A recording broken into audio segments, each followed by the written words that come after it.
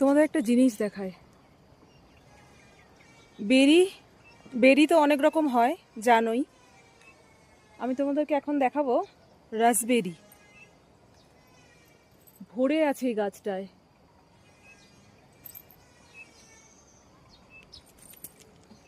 এই দেখো,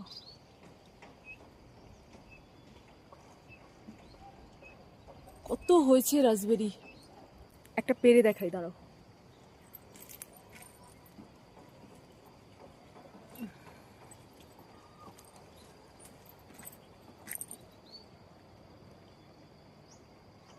এর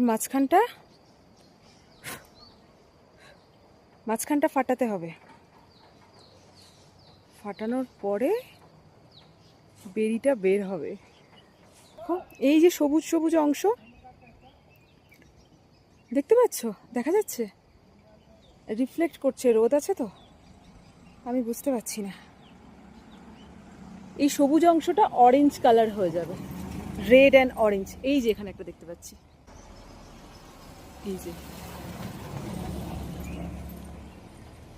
ওইটা হচ্ছে তৈরি হয়ে যাওয়া বেরিটা। আর আমি যেটা দেখালাম ওটা হচ্ছে গ্রিন কালার, মানে ওটা তখনও কাঁচা ছিল আর কি। তারপরে ওর যখন পাকে তখন অরেঞ্জ, অরেঞ্জ থেকে আরেকটু রেড হয়, তখন ওটা মিষ্টি হয় খেতে। তো পাহাড়ি জঙ্গলে না এরকম প্রচুর গাছ থাকে, যেখান থেকে মানে জঙ্গলের মধ্যে গেলে তুমি খালি হাতে ফিরবে না, কিছু না কিছু পাবে।